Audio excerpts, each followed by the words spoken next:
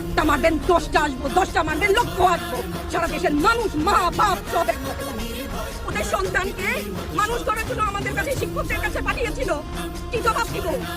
আমার তো কোনো মুখ নাই, আমি শিক্ষক, আমার ভাষা নাই। তাদের কাছে হাত জোড় করে মাপ চাই, নিরাপত্তা দিতে পারি নাই, নিরাপত্তা দিতে পারি নাই। মনে হয় রাস্তায় শহীদ হয়ে গেলে যদি এই লজ্জা আমার কিছু না থাকে। ওদেরকে বলবার আমার কিছু নাই।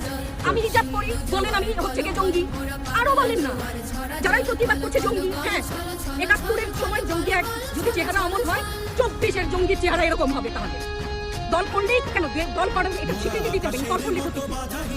অধিকারই তো চাচ্ছি, সাধারণ মানুষের অধিকার চাচ্ছি। ক্ষতি কি? কেন বারবার আমাদেরকে এই কথাটা শুনতে হয়? এই বিভাজনের সুযোগ তো তারা বারবার নিয়েছে। আবার কেন? কিছু হটবা না, ভয় পাবা না। তোমাদের শিক্ষক আমরা লজ্জা পাই, তোমাদের থেকে শিখেছি। তোমরা যেমন আছো আমরাও আছি। যতদিন না 9 দফা ওদের মানা হয় ততদিন না। কেউ নিরাপদ না তো। আপনি নিরাপদ? সংবাদ কর্মী আপনি কি আত্মসম্মান বিসর্জন দিয়ে বিভিন্ন নিউজ লেবুর বাম্পার ফলন নিউজ করতে হচ্ছে না? আপনারও লজ্জা লাগছে না?